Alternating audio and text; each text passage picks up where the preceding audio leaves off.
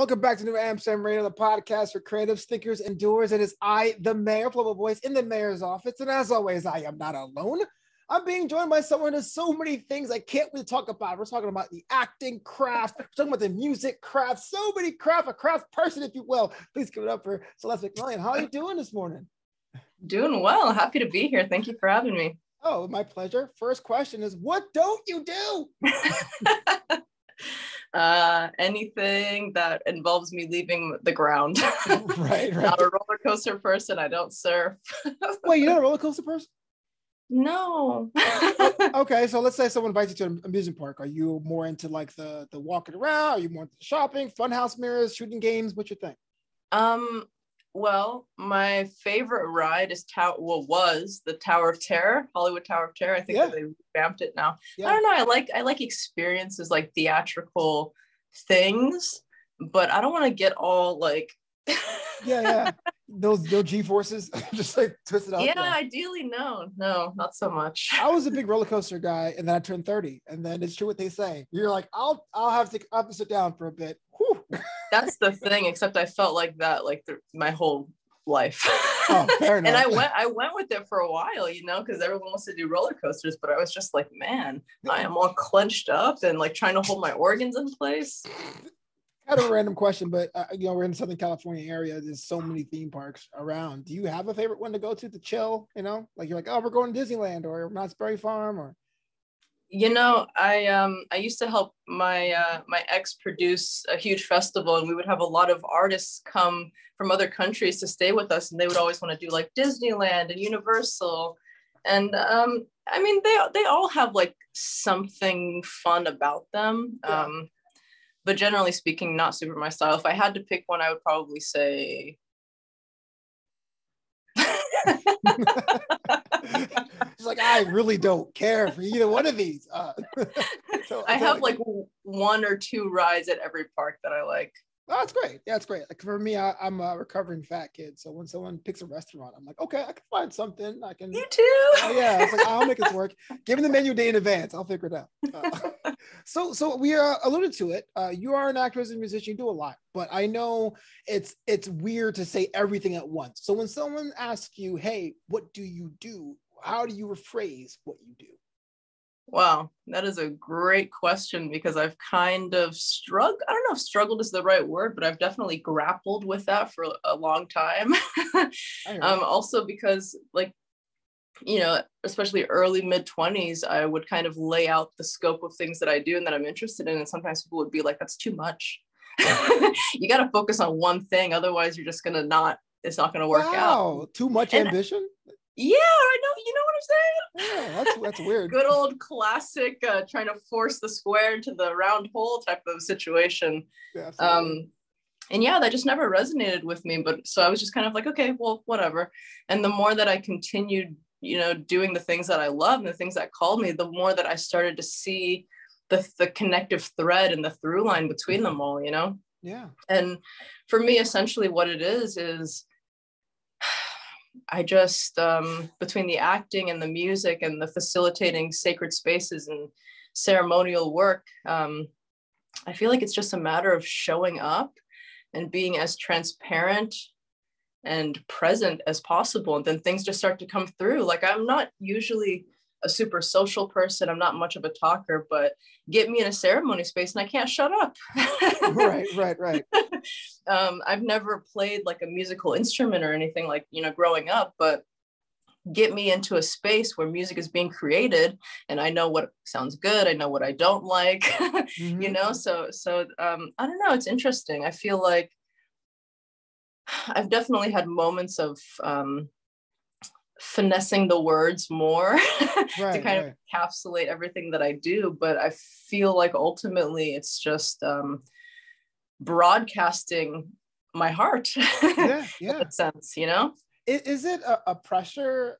At least I feel this way. So maybe you can say, oh no, Flobo, you're crazy. But is there a pressure to put what we do into a quote unquote brand? Is there a pressure we put on ourselves to do that? Or is it kind of like, hey, look, we don't want to sit here and talk about everything we do. Here's a little like snack size thing that I'm working on just for brevity's sake. No, I completely agree with you. I think that there has been and sometimes still can be a pressure to kind of like brand yourself and make it like easily digestible to people. But I think also, at least as you get a bit older and you stop caring what people think, right. then you just have the occasional moments of like inner pressure, like you said. Yeah, I don't know. I can't say that I'm completely free of that, but I do know that the more that I relax into just doing the stuff that I love, the more that I'm impressed with what is created, you know, and the more that I see how it all comes together and it all plays a part, you know. For instance, the music that I create, the genre of music that I DJ, I now play that kind of music in my ceremonies too, and people are like, what is this music? It's amazing. It's crazy. Yeah, how do you, I didn't know you could do that. Like, why not? Well, let's talk about this. DJ Celestial, right? Making your own music, and talk about the ceremonies as well and how they relate to each other. Yes. So I see all of what I do as medicine, essentially. Medicine for myself. I don't claim to be like a healer or a shaman or anything like that. You know, for myself, hell yeah. Hell yeah. Shaman, I love it. I didn't shaman myself through it all. Right. But music has always been such a medicine for me.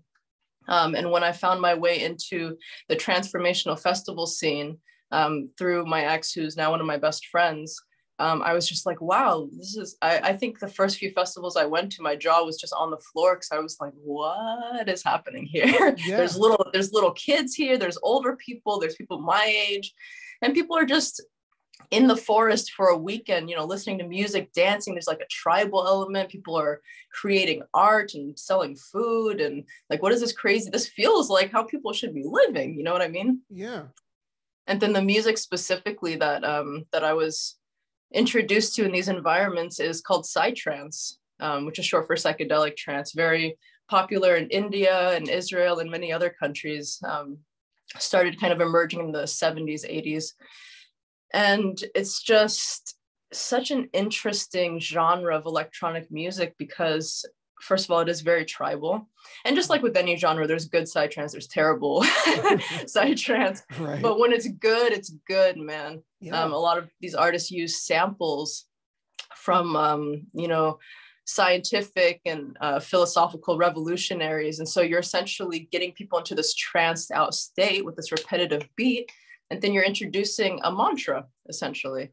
And so I just kind of accidentally stepped into this whole underground community where consciousness was like the thing, and community and connection. And so, and even before then, of course, as a kid, you know, listening to, I grew up on hip hop and R&B and things like that. And music just has always been so medicinal for me. And I found that to just exponentially increase as I came into my 20s and 30s. And then as far as plant medicine goes, I have always been very intrigued by mental illness. I have people in my family that have, you know, schizophrenia and different depressions and whatnot. And so I wanted to help. I saw that Western medications were not helping or working as they should. It was just kind of putting a Band-Aid over this festering thing, you know, and making it worse. Mm-hmm. And so I, in my late teens or early 20s, started going to school to study psychology. And I was like, all right, let me see if I can get into the research industry and help develop non-pharmaceutical treatments for mental disorders. Like, there has to be another way. Sure. And around the same time, I started to learn about indigenous cultures and tribes and how they treated mental illness, not as someone whose brain is broken or sick. They actually treated it as, oh, you have a different brain, you have a different lens of perception for viewing reality. Let's nurture that, let's support you. And those people then grew up to be the shamans and the medicine women of the community. So I saw this discrepancy. And it made me super curious. I'm like, so how are they dealing with this? And then before I knew it, I got basically sucked out of the traditional Western psychology studying route and planted right on the path of experimenting with different plant medicines for my own healing. And wow, it was just paradigm shifting. Yeah. And yeah, still I was like, okay, cool. So yeah, mushrooms are incredible. There's all these different plant medicines, but what can someone with like schizophrenia really, like, especially if they've been on Western medicines for so long, like I can't just give someone, Right. something like that. And then I discovered cacao, which is the plant that chocolate's made from. And that's used ceremonially in indigenous cultures because it's a heart medicine. So not psychedelic, but which offers... cultures in particular, to jump in there, like which cultures in particular use South America. Okay. Yeah. And so it really gives people the opportunity to kind of just clear the channel between the mind and the heart, and just put you in touch with your essence and with what's here. I feel like in society we get so trained to certain degrees to kind of like shut this down, get up here, and like, so once I discovered that and breath work, I was like, aha, okay, now that's something that I can offer to everyone. And so then that became another tool in my belt. And yeah, I actually started even my ceremonial work at these transformational festivals because they're so primed and ready and people are hungry for it, So there's a festival that I was helping to produce, and I started making a healing sanctuary there, and I would just put out an open call, healers, teachers, professors, whoever you are, if you have something to share, to teach, come. And it worked. Yeah. And I think this was even I don't know if this was before I went to Burning Man, or it was like right in the same time frame, because I was definitely seeing the potentiality of what was happening out there. Sure. And I wanted to contribute. Yeah, and contribute is what you're doing. That's really cool that you found. I was going to say, one of the coolest things in my life, and I think a lot of people's life, you don't really go for it. It's kind of like, it kind of blindsides you, and you stumble into it, or someone puts you onto something, and it's pretty cool. But well, I was listening to some of your music, and I like the fact that you put some videos up there of how everyone interacts with your music, especially in a live space. And I see the final product, but as a music creator, I wonder, how is your approach to the craft of creating a feeling? Like, what the end result is going to be, but how do you go, I want to hit this feeling, when you sit down and go, let's put the first beat on paper or on app? I don't know what the... Yeah. How does that work? Yeah, that's a great question. I think I literally just wrote a piece about this, because I was just reflecting. I had a studio session a couple of days ago, and I was just, I guess, how you slowly but surely over time kind of develop this like muscle memory, but like an emotional muscle memory. So you might like show up to something the first time and you're like, oh, I'm so scared, I don't know what I'm doing. And then it works out and you're like, okay. And then the next time you're a little bit less scared. And then the next time a little bit less scared. I feel like that has really been, I mean, that's life, right? Right. But my last studio session, I broke through the ceiling, I think, of previous doubts that I had, and I guess broke through the ceiling of what I thought was possible in terms of leaning into that trust of the creative process, because I don't go into the studio like, okay, I hear this thing, and I know that there's artists like this, and it's incredible. My brother's an artist like this, actually. Mm-hmm. He'll hear like a tune in his head and he wants to put that down. My music partner is kind of the same thing. He can easily translate musically, what he hears or what's in his head. For me, it's really, again, just the more present that I am and I show up, and we literally just, when we're starting on a blank canvas, it's just, okay, let's go through sounds. There's basic elements to it, the kind of music that we're making that we know need to be there, like a kick drum, mm-hmm. a bass, percussion, snares, hats, things like that.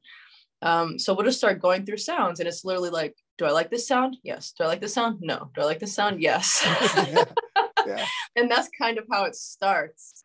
And I don't know, maybe as uninteresting as that might sound, it's really fun because it's just so interesting how a single sound can tickle you so much. At least for me, like, I can't tell you how many times we're just laughing our asses off just because the sound is like, something funny like in your brain. And I'm like, yeah, that's the one. Yeah. If it tickles me on an emotional and mental and physical level, then I'm like, yeah, because that's what I'm going for, you know, in everything that I do. That makes it so fun. I mean, that's what craft is all about, right? There's a billion and one ways to make a house. How do you build yours? And which was pretty cool, because I know that sometimes you may not have one idea in your mind, but that one sound can be like, oh, that reminds me of when I was a kid. This happened. There's a whole different story behind it. You get to put that into anything, which is pretty awesome. Totally. What would you consider like a win in that space? What has been like a milestone you recently hit working on the music? Well, let me also say, just because I know, like you said, there's many access points to get to the same place. Another one for me, a lot of times will be like listening. I like to listen to a lot of different like teachers, like Dr. Wayne Dyer, Ram Dass, Terrence McKenna, all these guys. And sometimes I'll hear something and I'm just like, yes, that one line is a nugget of gold. And I just want that to be like resonating throughout the dance floor, you know? So sometimes that'll be my starting point. And I'm like, this is the story. Now let's build sounds around that. Yeah. And then your next question was, what's a milestone that we've hit? Mm-hmm. What's a win? Oh my gosh. So many. Yeah. So many That's great. No, it's awesome to hear. Awesome. Yeah. You know, I guess before I start listing the wins, I just have to say, when I was with my partner last, and his name is Mateo, by the way, his artist name is The Oracle. So together we're Celestial versus The Oracle. Ooh. And I think we were just kind of having like an appreciation love fest in our last session. And he was like, you know what? A friend recently told me, you know, when you think about something or you receive something, then you're just like, yes, take a moment, take a breath and say to yourself, yes, and more, please, like a declaration to the universe or whatever it is that, you know, you're relating to. And I just loved when he shared that with me. I was like, I'm going to literally share that with every person that I talk to. Yeah. Because it's amazing, you know? Yeah. It's funny how we draw power from things like that. It's cool. Really cool. Absolutely. So yeah, Mateo and I started working together about, I don't know how time works. Well, 2020 doesn't count. It kind of broke time for a lot of us. Yeah, exactly. I want to say like 2 years or so, at least. And we started, we didn't even know it was going to be an album. We thought we were just working on a track or two together. And we did release a first album or an EP, which was a few tracks. And it was kind of funky and experimental. We didn't really know what we were doing, but still great stuff. And then we got a little bit more technical knowledge, and we started really honing in on our sound. And then before we could really get through the album, his friend, right in the middle of quarantine, his friend is Michael Giacchino, who is a huge composer who does all the music for Star Wars and the Pixar films. He was doing a passion project album during quarantine called Exotica. So it's kind of like a revival of this music from the 70s. Yeah. He kind of came to Mateo and he's like, yo, Mateo, can you make this cool? Mateo's like, Celeste. Whoa. So the guy who's like in the whole Pixar house was like, make this cool. That's awesome. Yeah, right? Yeah. And so I'm like, all right. And we sit down and we just work on, it was supposed to be just like 1 or 2 tracks. The guy, Michael, loved them so much. Like we basically took his 50 orchestral thing and made it into like a dubstep track and then a psytrance track. And he was like, wait. Okay. I want you guys to do a whole remix album. Actually, I'm going to release the first album as is. You guys redo the whole album and it'll be part 2. Yeah. So that's what we spent the whole last year doing, was remixing these tracks and making them into, you know, putting our spin on his music, which was, I can't even begin to say what a brilliant opportunity it was, because the music that he supplied us with was so rich, like all these strings and violins and drums and just like huge cinematic stuff, you know? Yeah. And then we got to kind of tell our own story through that. How long was the process? A year? Yeah, that actually took us about a year. Yeah. Because we just keep getting better and better. I don't know how. It's not like we're watching a bunch of crazy tutorials, but I guess we just keep listening and fine tuning and learning things on our own and coming together. So we've gone through the album and then we went through it again because we're like, no, we can make it, we can do it better. Yeah. And yeah, now we're kind of finally at a place where that's done and waiting to be released in the next few months. And now we are going back through our album that we started originally and applying all that technical knowledge and just bringing more power and more story to it. And we have released one of the tracks as a single. It's called Ghosts. So we released that about a month or so ago. And then, yeah, the full 8-track album is going to be coming out, I would say, like in the next month. Celestial versus the Oracle. What does that look like? Do you do a tour rollout for that? A listing party? Do you just do like the Beyonce drop? It's out now. Get it? Like, how does that? What's that look like? Yeah, thank you for asking. You know, a lot of the artists and DJs that I've known, they release through labels. Like the thing is, you know, what's the biggest label that you can get your stuff released with to get it the most, to get it heard, basically, which I totally get and respect. Yeah. I mean, I don't know if it's that I'm just really good at listening to my intuition, or if it's because I'm a Virgo and I'm German and I like to just get shit done. Nice. But I'm like, no, I'm going to release all my own stuff. So I sat down last year and I learned kind of the basic how-tos of releasing your own music and copywriting and all that stuff. So far I've been releasing all of our own music. And yeah, and just like you said, just like, oh, there it is. Yeah. And I'll do some promotional stuff like, you know, creating artwork. And now I'm actually in the process of kind of expanding the visual creative side. So I'm reaching out to different artists to get some animations going for the music, because why not? Right. And yeah, I just actually got my first music agent. So I have an agent for like TV and film. Yeah, right? Yeah. Give it up. All of a sudden I was just like, you know what? I think I have enough on my resume now to be able to like have someone booking gigs for me. Yeah. So now I have representation for Canada, some of the US, Mexico, Argentina, soon Germany and Israel.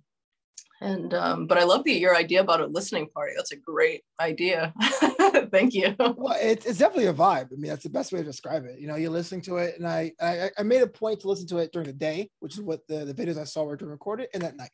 And it does, for me personally, hit different on both sides of the day. Not better or worse, just different, like two sides of the same yin yang symbol. So I know there's something there. I'm not really into the size scene. I'm learning it through you, but I know that what you're doing have some sort of like resonance. If I off the street, quote unquote, it's going, oh dang, get up to Celestial. Yeah. Oh, that's amazing. Thank you.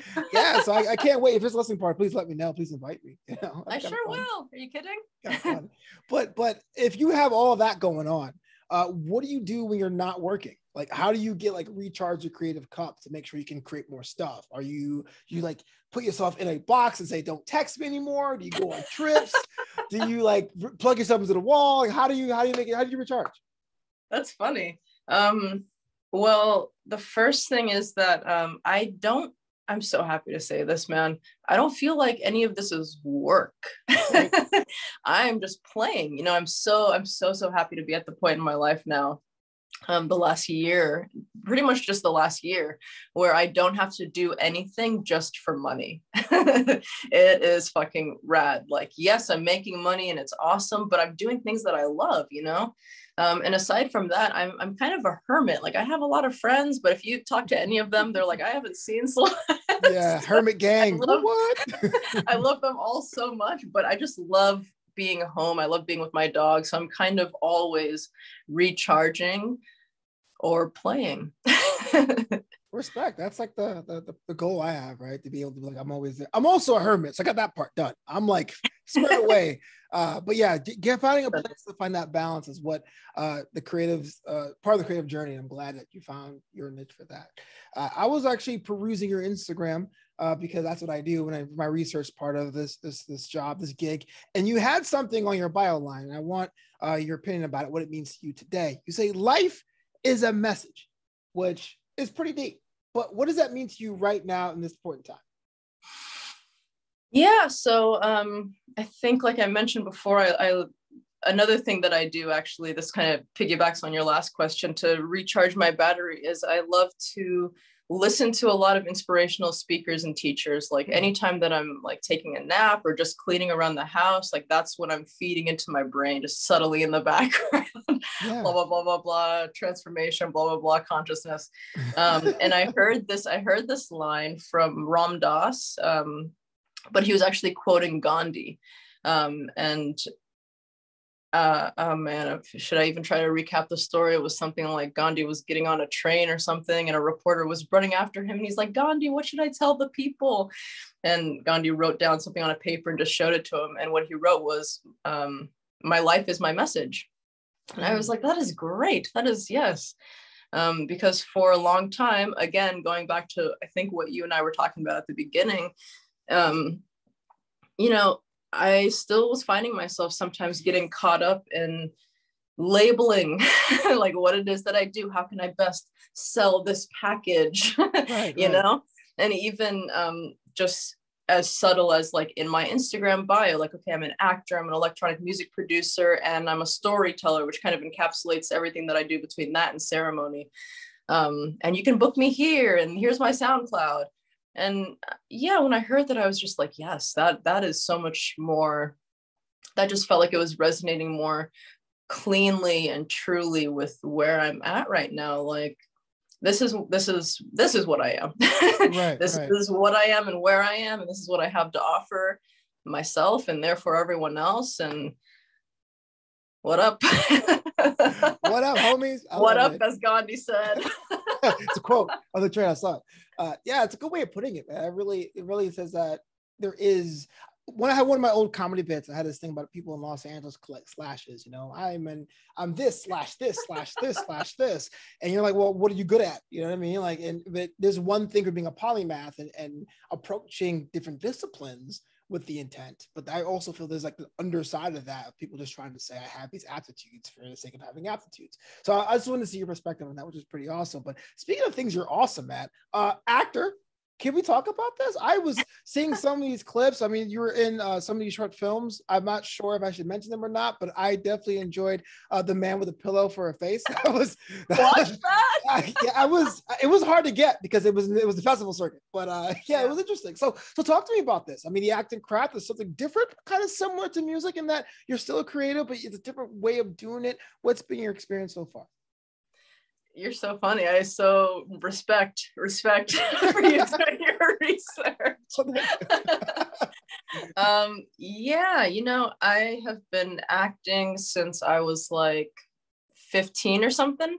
Okay. I was in theater all throughout high school, and really it started as just sort of a place for me to heal and kind of like, you know, step out of this character and this mind and into something else where I could freely express and emote and just kind of be, you know. Yeah. And yeah, as I got older, you know, I didn't move to LA to be an actor. I was working in a Rubio's.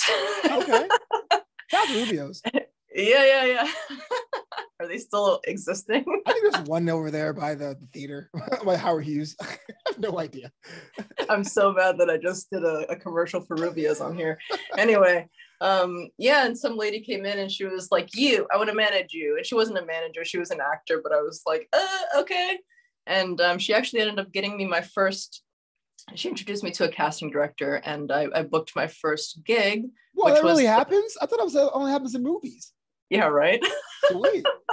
Sorry to jump in there, but I was like, wow, that's awesome. Yeah. No, it's true. It's true. Sometimes it's true. So I was on the pilot for The Newsroom. And so I got to, you know, just being fresh on the scene. It was me, Jeff Daniels of Dumb and Dumber, right. Sam Waterston, and Aaron Sorkin in a room together working on a scene. And I was just like, what's happening? This is amazing. Yeah.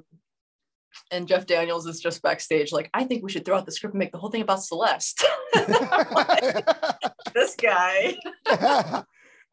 Forever hero. But yeah, so I just was like, okay, cool. I'm just following the breadcrumbs. You know, I feel like that's so much of my life. Like I everything, this is something I constantly remind myself of, is that everything is always turning out better than I could possibly have ever imagined and or constructed here. Because sometimes I get stuck in my head. I'm like, okay, how am I going to get here? I want to be on this tour and I want to do this, which is great. That's a masculine like planning and goal setting. But I just got to remind myself, like, let go. Everything's going to show up the way it needs to show up, and it's going to be better than you expected it to. And that's been my experience so far. Yeah. And as I started to, so I continued doing the acting stuff, and, just mostly one-off episodes on like a Disney show. And Pair of Kings, my favorite. Top of the world. Sorry. I was way too old for the show, but it came on. I was glued to it. I don't know why. It's weird, but. Oh man, it's hilarious too. It's like, no matter how old I get, I'm still being cast for like 16-year-old roles occasionally. I'm just like, okay. Like, thanks. Yeah. One day they're like, okay, you're a mom. And the next day they're like, okay, you're a teenager. I'm like, great. Whoa. Sure, I'll take it. It's not how old you are, but how old you play in LA. And yeah, so just as I continued to follow this career and flow with it, and then simultaneously starting to do that inner work on myself and the ceremonial stuff. And I just kind of really found, I guess, my core intention moving forward as an actor. Someone once said to me, what comes from the heart goes to the heart.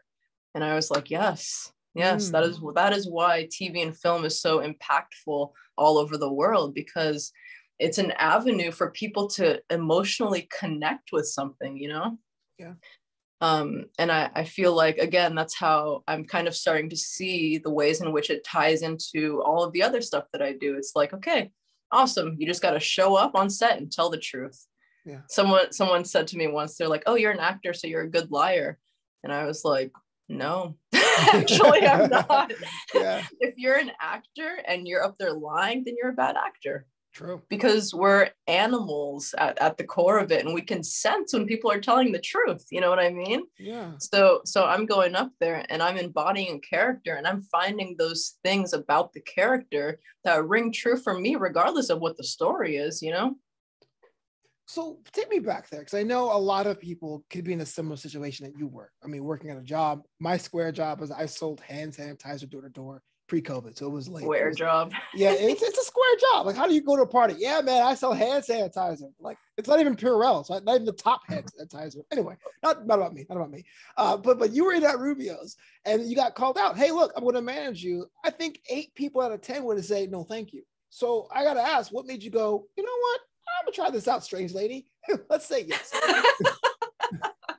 You know what? I don't know. I don't have the answer for that, because like I said, I didn't move here to be an actor. I knew that I enjoyed it. But I was kind of already on the track for studying psychology, and I don't know if I was already working in a dispensary, but it's just interesting to see how all the seeds like get planted, Mm-hmm. You're going to work at this dispensary before it's even legal and see how plant medicine helps people. Right. Oh yeah. It's kind of like a pre-plan, right? Like a map, a tapestry kind of a thing. Totally. Well, I'm just curious, speaking about like different ways of expressing things. I was actually looking this up because I was on your website, and it says that you do oracle card readings, and I erroneously thought they were tarot, but they're not. They're totally distinct things. Can you like walk me through the working definitions between oracle cards and how they differ from tarot cards? Sure. First of all, I'll be completely honest. I'm like, what's on my website?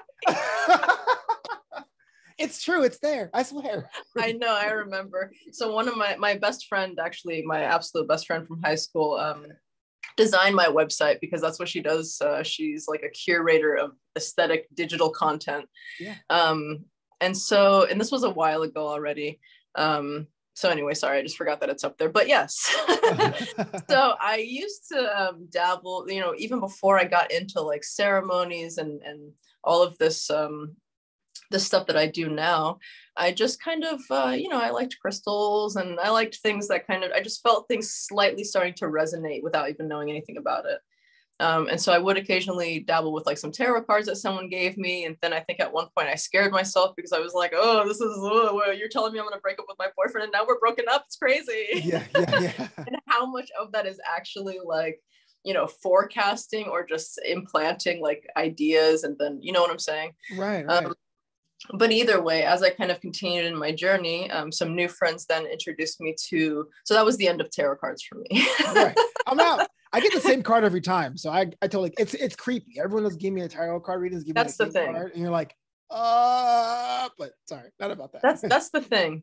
So I was introduced to oracle cards, which are just a little bit less like definitive. They're a little, I believe the intention is just different. It's there to offer sort of more guidance and advice and support, like, oh, this is the energy that you might currently be in. When it's out of balance, it looks like this. When it's in balance, it looks like this. To kind of bring yourself back into balance, you can do this: take a walk, play with your dog, Yeah. So that always kind of it just resonated better with me. It didn't make me feel so like, oh God, what's gonna happen? Yeah. It's like, it's inverted. Oh no. Like, I totally get you. I'm still new to this too. I'm still trying to learn it. I mean, I grew up in Brooklyn, so there weren't tarot card readers. There weren't like Eastern medicine in the way that is. I mean, we're West Indian, so there was like down home medicine, but not like how we interpret it now. I would love to hear about that more at some point. A lot of sea moss. Drink a lot of sea moss, and it cleanses you. Oh, interesting. I just heard about sea moss. Yeah, that's what my dad was all about. It's like, you feel sick, you feel lethargic. It was like, all right, Dad, I'm in the house. I've already sold whatever you're selling. I already bought wherever you're selling.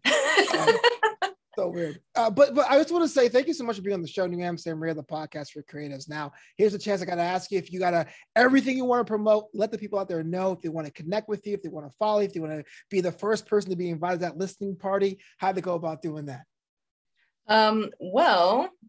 The first thing I guess I'll say is that the next festival that I'm playing at is called the Psychedelic Freak Show. And it's this it's one of the biggest psytrance and techno festivals in the US. So it's going to be the weekend of Halloween, all weekend. It's going to be, I believe it's near Lancaster. It's about an hour from LA. Okay. And since the last, the company that produces it is called Psy Tribe, like PSY Tribe. And it's an all ages type of thing. And the last festival that they produced that I played at, I just kind of decided, you know what, I'm going to go for it. I'm just going to start playing my own tracks, which people don't usually do until it's like all mastered and perfect. And they have a bunch of, I was just like, no, you know what? And so I've been doing that, and I plan to do that for this upcoming one as well. I'm going to play probably about half of the new album. And then some of my, classic favorite artists that I really love. And yeah, other than that, we have our Celeste versus the Oracle album that's going to be released in the next month or so. And I'm saying it on here, so I guess I got to stick to it. Absolutely. You can find me also on SoundCloud, just under Celeste McMillian. And I have the website, and I pretty much promote on Instagram, and that's about it until I can hire someone to do all the other Twitches and Twitters and whatever the kids are into. I'm totally with you. So much time is spent being like, gotta promote my stuff. If only there was some easy. Yeah. Yes, I want you back in a future episode because I like the fact that you're doing so many different things and things are coming together, they're popping off for you. It's definitely one of the cool things to watch. So thank you so much for being on the show. And we'll have you back soon. Thanks for having me, man. It's been a pleasure.